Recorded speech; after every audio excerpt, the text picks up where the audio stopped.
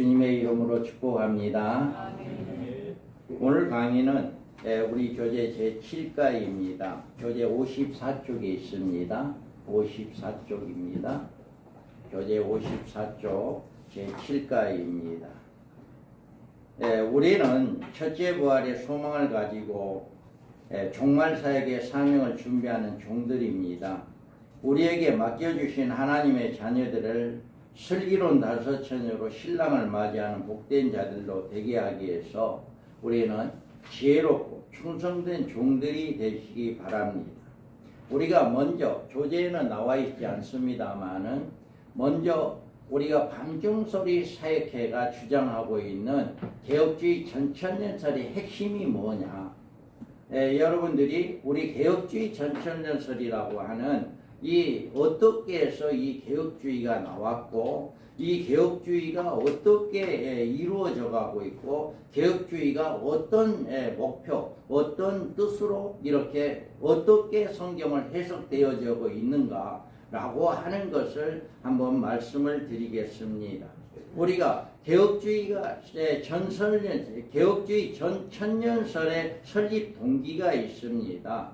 그 동기는 우리 민병성 목사님께서 올해 학년 94세입니다. 아직도 생존해 계시고요. 지금도 이제 기력이 아주 좋으십니다. 여러분 항상 기도해 주시기 바랍니다. 그래서 한 40여 년간 요한계시록을 연구하시면서 70년대 후반기에 그 당시의 무천년설과 전천년설, 세대주의, 전천년설에서 주장하는 종말론에서 만족을 주지 못한 첫 번째 문제로 주의 재림 시에 성도들의 부활과 변화의 문제였습니다. 이 문제를 바로 천년왕국의 문제고 성도들의 구원의 안성과 직접 연관된 문제였기 때문에 이 부활에 대한 해결이 없이는 종말론의 성경적인 정립은 불가능하다는 생각이 들어서 70년대 후반기에 첫째 부활과 마지막 부활에 관하여 성경에서 찾아낸 것입니다. 그리고 주의 재림 시에 주님과 함께 내려올 성도들은 주 안에서 죽은 모든 성도들이 아니라 순교 성도들이며 이들이 첫째 부활자들이라고 하는 말씀을 찾은 것입니다.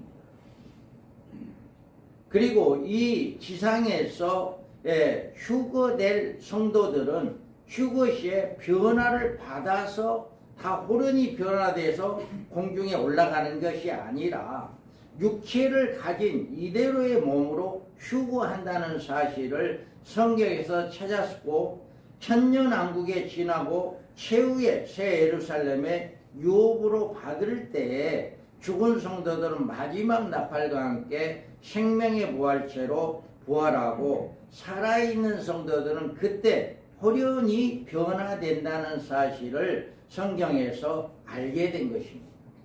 그래서 이것을 가지고 개혁주의 전천년설이라고 하는 새로운 신학적 명칭을 붙이게 된 것입니다. 우리 밤중소리 사역회에서 정립한 개혁주의 전천년설은 이런 의미에서 기존의 역사적 전천년설을 개혁주의 신학으로 새롭게 보완한 성경적인 종말론이라고 이렇게 말을 합니다. 개혁주의 전천년설은 연구하는 하나님의 종들은 두 증인의 예언 사역의 사명자로 소명을 받을 것을 소망하며 주 재림의 날을 준비해야 합니다. 개혁주의 전천년설은 종말론의 12가지 원칙을 기본 계시로 정립신학적으로 체계화시킨 종말론입니다. 그래서 우리가 12가지를 살펴보면 첫 번째로는 70일의 중 한 일의 기간은 7년 한랑 기간입니다. 70일의 중 한 일의 7년 한랑 기간이고 다니엘이 본 종말 계시는 반일의 동안 예루살렘에 있을 종말 사건이다. 다니엘의 종말 사건은 예루살렘에 있는 후 3년 만에 일어날 사건이다. 첫째인의 흰말 탄 두 증인의 예언 사역이며 이들은 14만 4천 명의 사명자들이다. 첫째 안은 전 3년반 끝에 짐승으로부터 교회가 당하는 5개월간의 환란이다. 또 전 3년 반에서 등과 기름을 준비한 성도는 대환란에서 예비처의 보호를 받는다. 후 3년 반에 안전하게 보호를 받게 된다라고 하는 것입니다. 그 다음에 짐승에 대한 경배와 짐승의 표는 7년 환란 기간 중에만 발생한다. 어떤 기간에도 짐승의 표는 나오지 아니하고 7년 환란 기간에만 나온다. 주 재림시까지 생존 성도들은 살아있는 육체의 몸을 가지고 공중에 휴거된다. 부활하거나 변화되지 않는다. 그리고 첫째 부활자는 순교자들이고 이들은 주님과 함께 흰말 탄 하늘 군대로 내려온다. 재림시 그리스도 안에서 죽은 자들이 먼저 일어나는 대상은 순교자들이다. 모든 성도가 다 살아난 게 아니라 부활한 게 아니라 순교자들이 먼저 살아난다. 천년왕국은 공중 휴거된 성도들로 이루어지며 순교자들은 예수님과 함께 왕노릇한다. 신보자 심판시 죽은 성도들은 마지막 부활과 생존 성도들의 변화가 있게 되어진다. 마지막 때 이와 같이 일어난다라고 하는 것입니다. 성도들은 신령한 몸으로 새 예루살렘에 들어가며 이로써 구원의 성도들의 구원이 완성이 된다. 이것이 우리는 이것이 토대이 개혁주의 전철연설이라고 하는 이 틀 안에서 모든 성경이 해석되어진다. 이 틀이 벗어나면 우리 개혁주의 전철연설의 해석이 아닙니다. 그래서 이 틀 안에서 모든 성경이 해석되어진다라고 하는 것입니다. 그러면 우리가 개혁주의 전철연설에 주는 경종이 뭐냐, 우리에게 주는 경종이 뭐냐라고 하는 거죠. 개혁주의 전철연설을 통하여서 우리에게 맡겨주신 사명을 이루고 주 재림을 맞이할 성도들을 그리스도의 신부로 양육하려는 뜨거운 사명감을 주기 위한 것이다. 우리 개혁주의 전철연설의 이 모임은 어떤 신학을 가르치는 곳이 아닙니다. 신학을 가르치는 곳이 아니라 정말 우리에게 맡겨진 양무리들을 정말 슬기로운 다섯 처녀로 신랑을 맞이할 수 있는 그 종들로 지혜 있는 종들이 되기 위한 모임이다. 그래서 우리는 성도들을 그리스도의 신부로 단장시키는 일에 헌신해야 한다.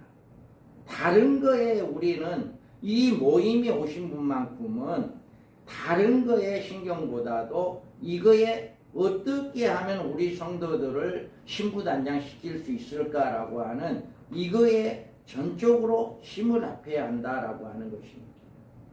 하나님의 종들에게는 주님께서 자기에게 맡긴 양무리들을 어떻게 양육해야 하느냐의 문제는 너무나도 중요한 가지가 아닐 수가 없습니다. 예수님은 요한에게 내 양을 먹이라고 당부하셨는데 우리는 주님으로부터 부탁받은 양무리들을 주님이 기뻐하는 양으로 키우는 목표를 가지고 그 사명을 다해야 하는 것입니다. 우리가 지향해야 할 목회의 목적은 나에게 맡겨주신 성도들을 주님의 신부로 만드는 일입니다. 주의 종들은 양무리들로 그리스도의 신부를 만들어야 할 책임이 있는 것입니다.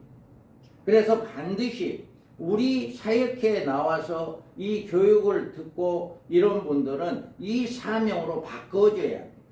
먼저 주의 종이 바꿔질 때 성도가 바꿔집니다. 그래서 이렇게 바꿔줘야 한다. 그 다음에 우리 교회의 세속적이고 기복적인 신앙에서 벗어나 신혼 이후 무리들의 촛대 교회를 세워야 합니다. 이제는 교회가 세워져야 합니다. 그래서 종말의 교회에 배도의 세력이 일어납니다. 많은 교회가 진리에서 떠나 음료 교회를 형성하게 됩니다.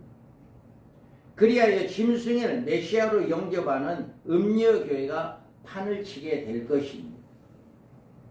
우리는 이런 음료 교회 무리들과 분리되어 우리들의 교회를 진리의 굳게 선 촛대 교회로 세워 나가야 합니다.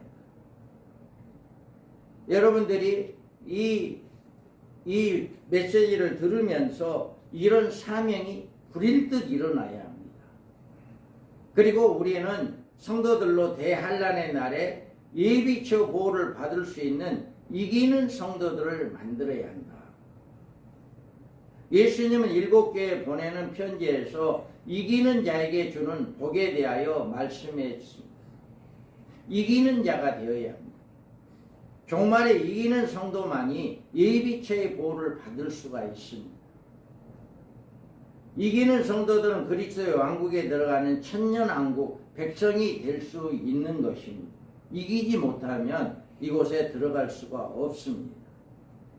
그래서 하나님의 종들은 첫째 부활의 소망을 가지고 순교자로 종말 사역을 위해 헌신할 수 있는 종들이 되어야 합니다. 반드시 나는 순교자가 되어야겠다는 이런 소망도 있어야 합니다. 순교자만이 첫째 부활자가 될 수 있습니다. 순교자 아니면 첫째 부활자가 될 수 없기 때문에 우리는 첫째 부활자들은 순교자들이다. 그래서 첫째 부활자가 되고자 하는 이런 소망이 있다면 우리는 순교해야겠다 하는 이런 소망도 가지고 있어야 합니다.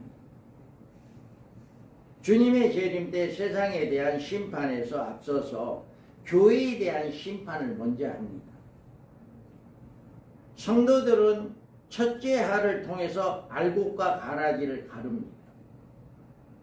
그리고 주의 종들에게는 14장에 나오는 14만 4천 명의 자격을 기준으로 충성된 종들과 악한 종들을 가르는 겁니다. 한번 읽어보겠습니다. 이 사람은 여자와 더불어 지지 아니하고 순결한 어린 양이 어디로 인도하는 자며 사람 가운데에서 성령함을 받아 처음 읽은 대로 하나님과 어린 양에서 산 자들이 주의대에 거짓말이 없고 흠이 없는 자들이다. 아멘. 여러분 어떠한 경우라도 이 말씀을 가슴판에 새겨야 합니다. 이 말씀만 붙잡고 여기에서 여자와 더불어 더럽히지 아니한다라고 하는 음녀가 짝을 하지 않는다는 얘기입니다. 여기 여자는 음녀를 이야기합니다.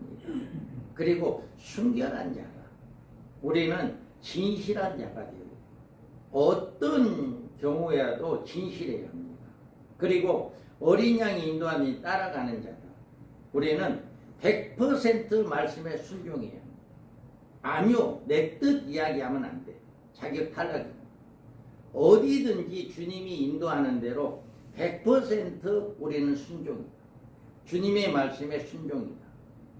그 다음에 우리는 여기서 성량함은 부활입니다. 그래서 순교의 소망이 있어야 합니다. 이런 소망이 없는 분들은 이 자격에 이탈돼요. 그래서 나는 순교자가 되어야 한다라고 하는 늘 이런 소망이 있어요. 그 다음에 이제 처음 익은 열매로 여기에서 어린 양이 속한 자들이니 그 입에는 거짓말이 없고 흠이 없는 자들이라. 이 말에 여러분 절대적으로 순종하기 바랍니다. 누구한테든지 아이고 입방아 나오면 안 돼. 농담도 우리는 정말 안 돼. 이런 정말 진정한 이런 소망을 가지고 있다면 농담도 하는 게 안 좋아요. 왜 그러냐면 농담 속에 자꾸 그런 말을 하다 보면 나도 모르게 변해버려요. 그런데 진실하게 우리는 이 말씀 정말 붙잡으세요. 14장 4절에서 5절 말씀. 그래서 어떤 경우라도 거짓말하면 안 됩니다. 진실해야 합니다. 그래서 우리는 이 자격은요, 마지막 때 쓰임받을 종들의 자격이에요. 하나님이 마지막 때 쓸 종들이 딱 이 자격 안에 딱 이미 정해놔버렸어요. 그러니까 이 자격에 합격한 자만 하나님이 쓰십니다. 마지막.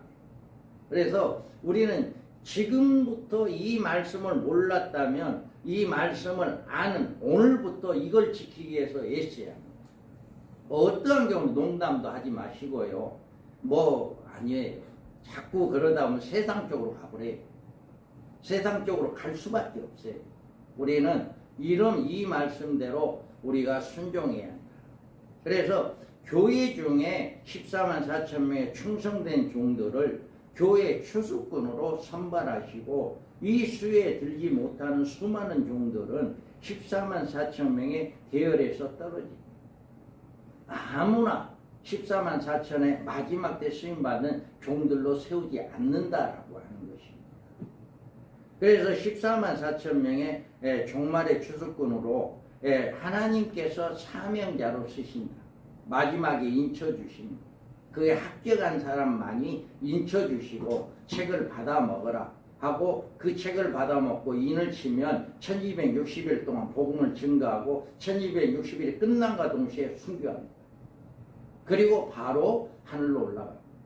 그랬다가 주님이 올 때 같이 백마를 타고 부활의 몸을 가지고 이 땅에 와서 천년왕국에서 부활 예수님이 계시는 사랑하는 성 그리고 백성들이 부활하지 않은 성도들이 살아가는 천년왕국이 따로 있다. 그래서 거기서 천년간을 왕노릇하는 이런 축복이 있다라고 하는 것입니다. 그러므로 우리는 14만 4천 명의 하나님의 종들의 무리 중에 반드시 들어가기를 소망하며 기도하며 깨어 준비하는 종들이 되어야 합니다. 여러분 이게 늘 우리는 이 소망을 가지고 늘 깨어 기도해요. 그러니까 이 세상적인 사람들과 이렇게 합하기보다는 우리는 이 말씀을 붙잡고 이걸 매진하는 이런 삶이 되어요.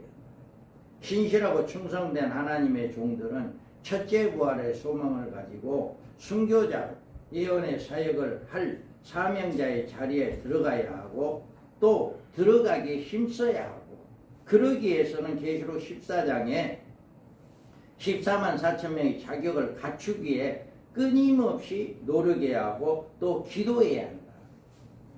노력을 하지 않으면 안 됩니다. 끊임없이 우리는 노력을 해야 해요. 우리가 여기에서 보면 종말과는 개혁주의 전철연설은 70일의 중에 한 일의 기간, 7년 한란 기간을 사실로 한다. 우리가 여기에 보면 다니엘서에 한번 읽어봅니다. 안 보입니까? 다니엘서.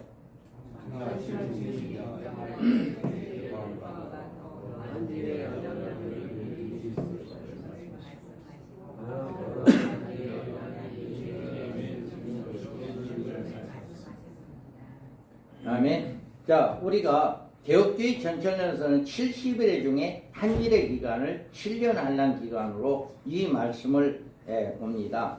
장차 짐승이 등장하여 세계 열강과 더불어 한 일의 언약을 맺을 일이 있을 것임을 말씀하고 바로 그 한 일의 언약의 재림의 징조의 시기임을 말한다. 이 시기는요, 지금 이란과 미국이 전쟁을 이제 협상한다, 휴전한다, 이런 협상을 한다고 하잖아요. 이런 것과 같이 나중에 전 세계가 전쟁화가 될 겁니다. 전 세계가 이스라엘과 하나 이제 전쟁이 되어서 그럴 때 누군가가 일어나서 이렇게 되면 다 죽으니까 우리 한 일해 동안만 전쟁 없이 휴전을 하자라고 이렇게 맺을 겁니다. 이와 같이 그것이 바로 한일의 언약입니다. 그게 언제 될지는 모르겠지만 바로 이것이 70일의 중에 7년 한란 기간으로 이렇게 이루어집니다. 그러나 그날과 그때는 아무도 알 수 없으나 재림의 징조적 시기에 대해서 성경 한 곳에 계시해 주신 것입니다. 예루살렘에 중건령이 내린 주전 445년부터 70일에가 시작되면 69일에가 지나 메시아의 초림이 이루어집니다. 그래서 69일에가 끝났습니다. 그리고 짐승이 등장하여 한 일의 언약을 맺으면 이 한 일에는 7년 한랑 기간이 되고 한 일에가 지나면 70일에를 채우면 주님의 재림이 있게 되었습니다. 유대인들의 남은 자들의 구원이 이루어진다는 하는 역사적 진행이 70일의 끝에 맺어 일루 종말을 맺게 되어집니다. 유대인들은 지금 구원받는 게 아니라 70일의 끝에 가야 구원을 받습니다. 우리 개혁주의 전철련설이 개혁주의 신학을 바탕으로 성경에 계시는 종말적 계시를 종합적으로 연구, 문장적으로 정립한 성경적인 천년기설임을 확신하며 이를 널리 전파하는 사명을 가지고 사역을 해야 합니다. 정말 여러분, 이 진리를 많은 분들에게 알려야 합니다. 그래서 이 진리를 와서 들어보면 뭔가 달라도 다릅니다. 그래서 이거는 우리는 많이 알려야 하고, 우리가 올바른 종말관을 추구하고 주장하는 이유는 개혁주의 전천연설을 통해서 우리들에게 맡겨주신 사명을 이루고 주 재림을 맞이할 성도들을 그리스도의 신부로 양육하려는 뜨거운 사명감에서 이것을 이루어 나가야 합니다.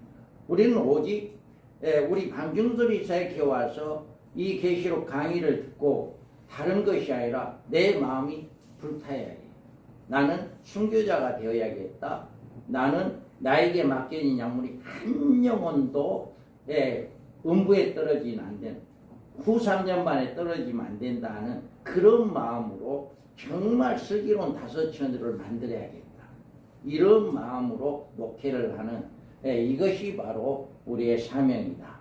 그래서 우리 개혁주의 전천전설 이 모임은요, 어떤 모임과 다릅니다. 어떤 모임보다도 그냥 세상적인 모임이 아니라 정말 주의 종으로서 내가 어떻게 사명을 감당해야 하고 어떻게 사역을 해야 하는가라고 하는 것을 바로 깨달을 수 있는 모임입니다. 자, 여기 서론은 여기까지 하고요. 이제 본가로 들어가겠습니다. 7장, 이제 54쪽 제7가입니다.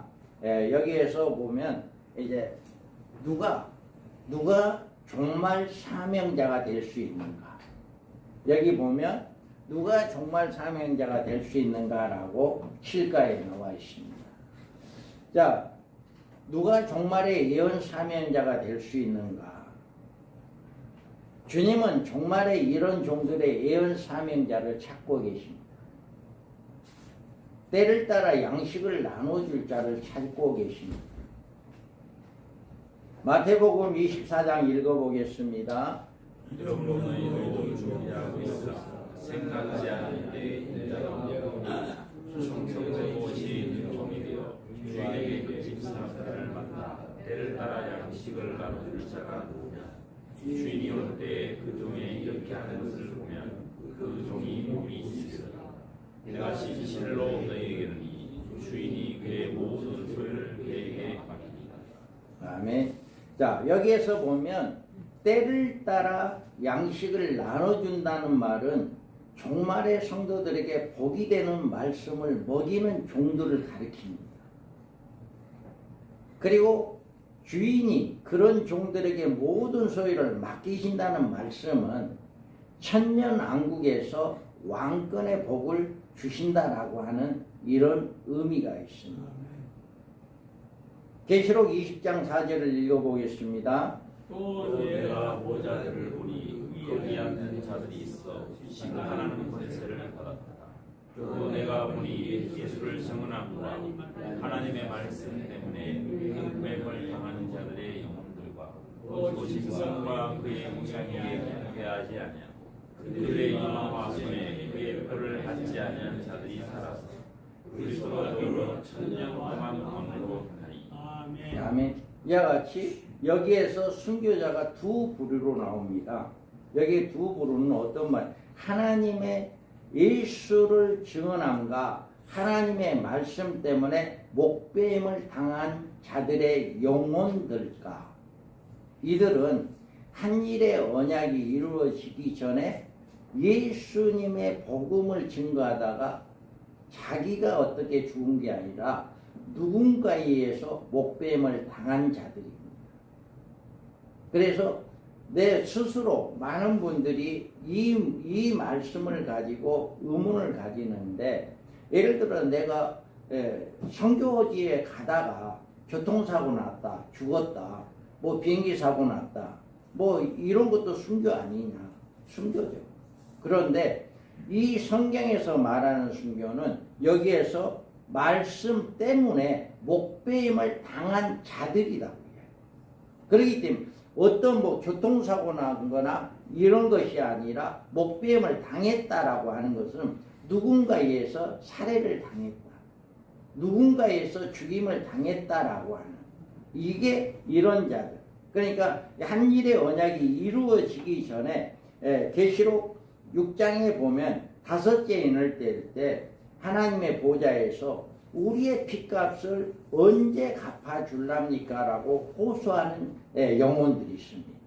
그 영혼들, 다섯째 인을 뗄 때 우리의 핏값을 언제 갚아줄랍니까? 라고 호소하는 그들이 바로 이 하나님께서 그들에게 흰 두루마기를 주면서 너희 동무종들과 똑같이 죽임을 당한 수가 찰 때까지만 기다려라라고 이야기합니다. 그 수가 누구냐? 바로 여기에서 짐승과 그의 우상에게 경배하지 아니하고 그들의 이마와 손에 그의 표를 받지 아니한 자들이 살아서 그리스도와 더불어 천년 동안 왕노란다. 여기서 살아서라고 하는 이 말은 죽었다가 살아난 것을 이야기합니다. 그래서 그 수가 채워지는 이런 역사가 일어납니다. 그래서 이들이 바로 마태복음 24장에서 있는 주인이 모든 소유를 그에게 맡기리라 라고 하는 그 소유가 천년 동안의 왕노릇하는 이런 복을 받게 되어진다 라고 하는 것입니다. 계시록 1장 3절에 이 은혜의 말씀을 읽는 자와 듣는 자와 그 가운데 기록한 것을 지키는 자는 복이 있나니 때가 가까움이라. 아멘. 이와 같이 우리는 때를 따라 양식을 나눠줄 자를 주님은 지금도 찾고 있다. 지금도 찾고 있다라고 하는 것입니다. 그 다음에 우리는 작은 두루마기를 받아 먹고 사명을 받기를 강구하는 자들을 찾고 있습니다. 우리가 계시록 10장 7절에서 10절 읽어봅니다. 일곱 개 천사가 소리내는 날 그의 나팔을 불려고 할 때에 하나님이 그의 종 선지자에게 전하신 복음과 같이 하나님의 그 비밀이 이루어지리라. 하늘에서 나서 내게 들리는 음성이 그분에게 말하여 내가 서서 나와 땅을 천사의 손에 물명해 주는 말 내가 천사에게 작은 두루마기를 천사에게 다 먹어버리라. 이 배에는 쓰나 이 이는 끝이 아니다. 아멘. 여러분, 이 소망은요 이루 말할 수 없이 기쁩니다. 그래서 여기에서 보면 종말에 주님께 쓰임받을 하나님의 종들은 작은 책에 관심을 가지고 이 책을 받아먹으라고 하는 주님의 음성을 듣고 작은 책을 받아먹기에 달라고 하는 강구를 끊임없이 해야 한다. 우리는 여기에서 갖다 먹어버리라 라고 이야기할 때 여기 내가 천사에게 나아가 작은 두루마기를 달라 한즉, 이와 같이 우리는 사역 중에, 우리는 매 시간 중에, 매 삶 속에, 우리가 목회 사역 중에 내 사명이 주님 나에게 마지막 때 쓰임받는 하나님의 종들이 되게 해달라고 늘 기도하면서 그 사역을 감당할 수 있는 그런 사역이 되어야 합니다. 그래서 우리는 갖다 먹어버리라. 내 배에는 쓰나 내 입에는 꿀같이 달리라 하거늘, 이 책을 받아먹는 종들은 입에는 꿀같이 달지만 그 말씀을 깨닫게 될 때에는 순교의 사명자로 준비를 해야 한다. 배는 쓰게 된다라고 하는 것은 순교를 의미합니다. 그래서 이 얼마나 좋겠어요. 다른 아무도 이 마지막 때 이 사역을 할 수가 없습니다. 그런데 마지막 때 이 사역을 감당하게 된다는 이 소망은요, 이루 말할 수 없이 기쁩니다. 남들이 하지 못한 사역을 내가 할 수 있다는 그 자체가 얼마나 기쁜지 모릅니다. 그런데 반드시 뭐를 있어야 한다? 순교를 해야 한다.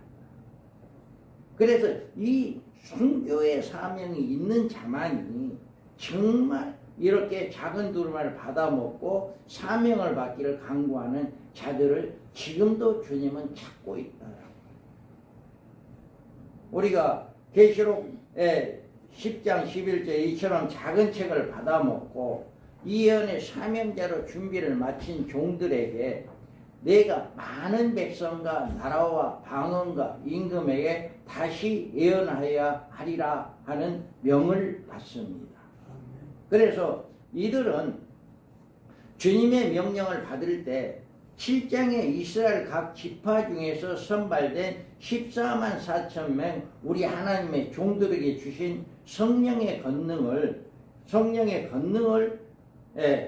하나님으로 인으로 이마에 쳐주시고 11장에 두 증인의 예언사에게 들어가 예언을 마친 후에 짐승과 그의 전쟁에서 순교하게 되고 부활승천하여 하늘의 시온산에 올라간다. 이들이 이렇게 분명하게 이렇게 7장에서 이제 선발되었고 그 다음에 성령의 권능으로 인을 받고 누구도 죽이지 못하는 그런 권능을 받습니다. 3년 반 동안에 엄청난 권능을 받습니다.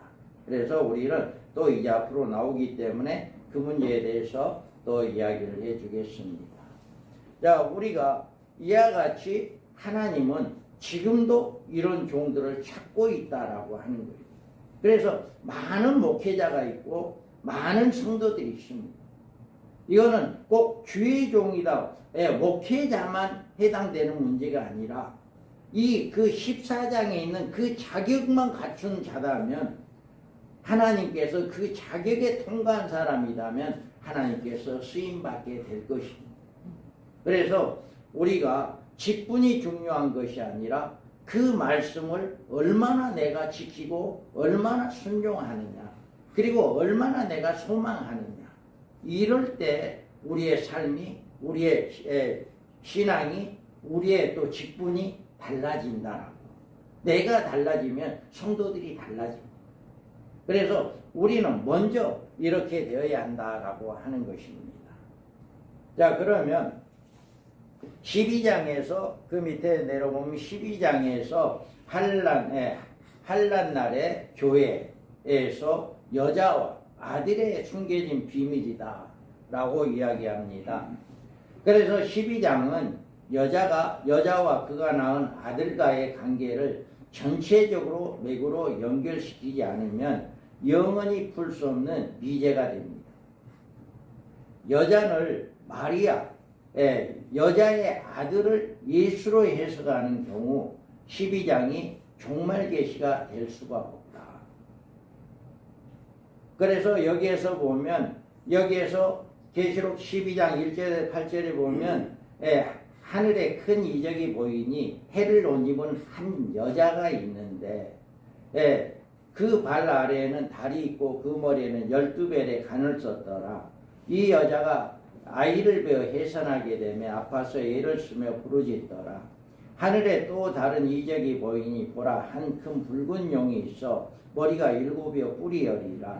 그 여러 머리에 7 왕관이 있는데 그 꼴이 하늘의 별의 3분의 1을 끌어다가 땅에 던지니라.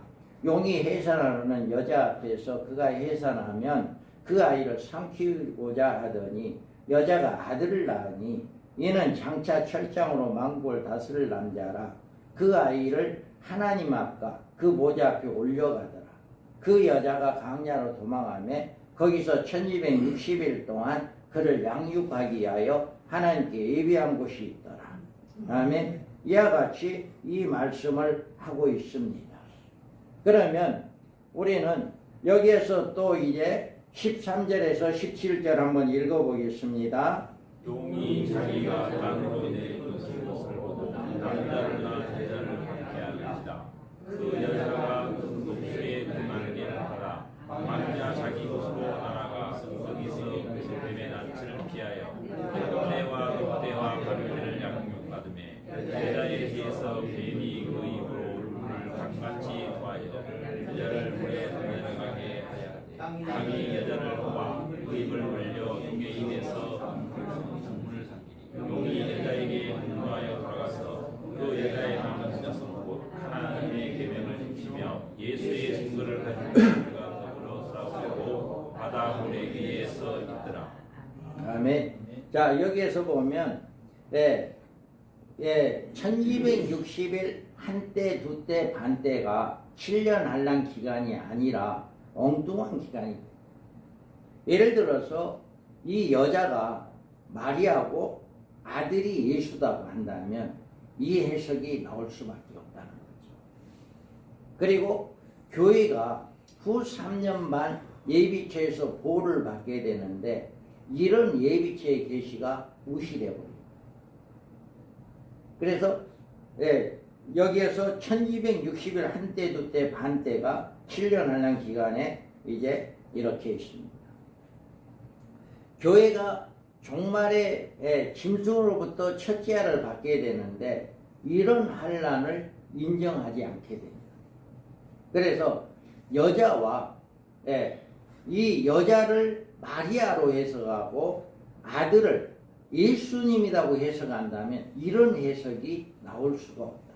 해석을 할 수가 없다는 거죠. 그리고 짐승의 통치 아래 남게 되는 미련한 처녀들이 짐승과 싸워야 되는데 이 사실이 아무런 근거가 없습니다. 여자가 낳은 아들을 인정하지 않으므로 두 증인이나 14만 4천에 대한 해석을 잘못해어진다. 해를 입은 한 여자에 등장합니다. 그리고 이 여자가 아이를 배웠습니다. 그래서 이 여자가 마리아냐? 이 아이가 그리스도냐?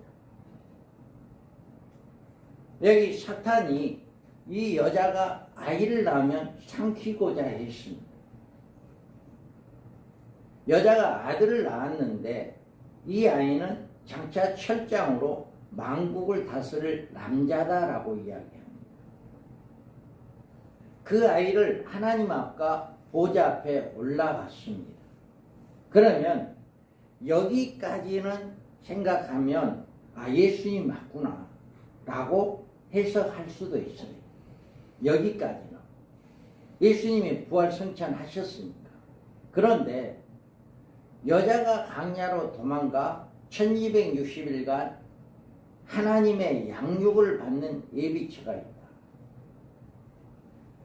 사탄이 자기가 땅으로 내어 쫓긴 것을 보고 남자를 낳은 여자를 핍박했다.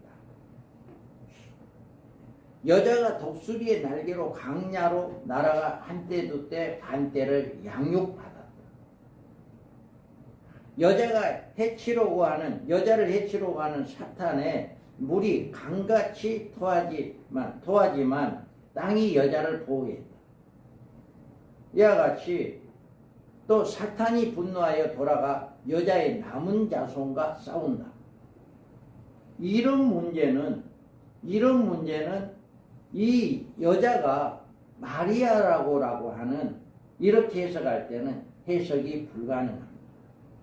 그래서 이런 문제들을 통해서 12장을 어떻게 해석하느냐에 따라 우리가 종말론의 해석이 달라집니다. 해석이. 그래서 우리는 여기에서 우리가 여자와 아들의 정체에 대해서 우리는 알아야 합니다. 12장의 여자, 해를 입은 여자입니다. 성령이 임재하시는 교회를 이야기하고 7장에서 12지파를 의미합니다. 그래서 하늘에 큰 이적이 보이니 해를 입은 한 여자가 있는데 그 발 아래 달이 있고 그 머리에는 12뿔의 면류관이 있더라. 이렇게 해를 입은 여자란 성령이 임재하는 교회다. 마리아가 아니고 교회이다.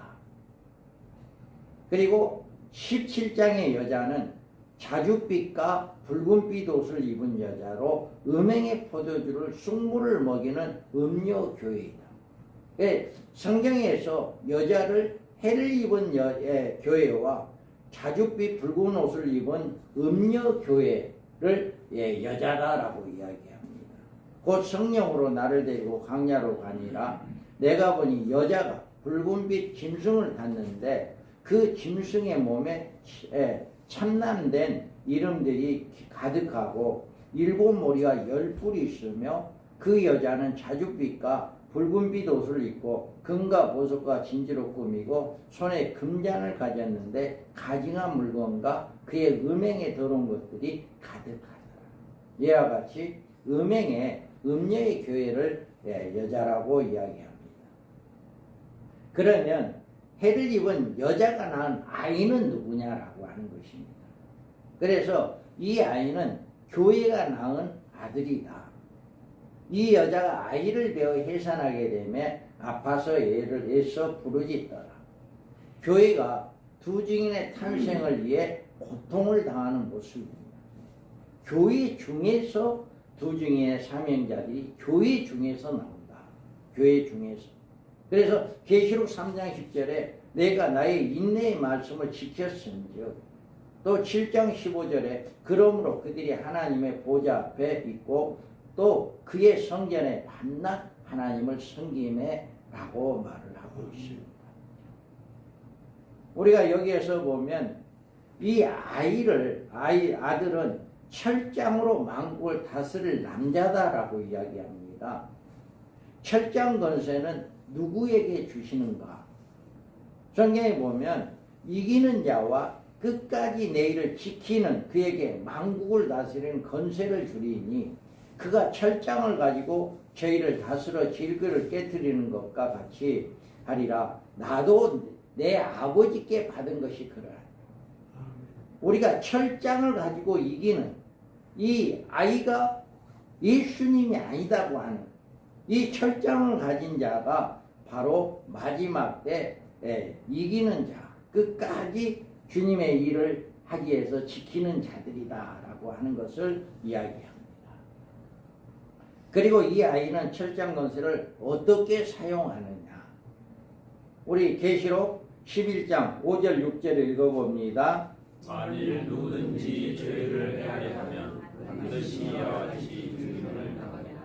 저희가 그것을 가지고 편을 받아 그 해를 한 달 동안 피우지 못하게 하고 그 권세를 가지고 물을 면에 피되게 하고 아무 때든지 그러므로 들어가지 재앙으로 땅을 지치리라. 아멘. 믿으시기 바랍니다. 이 권세가 마지막에 종들에게 주십니다. 이 권세가 있기 때문에 누구도 행할 수가 없어요. 이거는 그때만 주는 거예요. 인침을 받은 자에게만 주는 그런 권세입니다. 그래서 이런 철장 만국을 다스릴 남자다. 그리고 첫째 부활의 영광을 가지고 천년왕국에서 왕노릇한다. 1260일간 예언색을 마치면서 짐승에 의해 죽임을 당합니다. 그리고 죽은 지 3일 만에 이리로 올라오라고 하는 음성을 듣고 구름을 타고 올라갑니다. 이들이 주님의 재림하실 때 하늘 군대 100마를 타고 함께 내려옵니다. 이들이 첫째 부활자의 영광을 가지고 천년왕국에서 주님과 함께 왕노릇하게 됩니다. 그들이 하나님과 보좌 앞에 올려간 모습이 14장에서 나옵니다. 이와 같이 우리 마지막 때 이 해를 입은 여자가 낳은 아들이 누구인가라고 하는 것이 성경적으로 예수님이 아니고 마지막 때 쓰임받을 하나님의 종들이 교회에서 나온 하나님의 종들이다라고 하는 것을 이렇게 이야기를 해주고 있습니다. 그래서 여자가 이들이 11장과 12장 두 곳에서 등장하는 이유가 있습니다.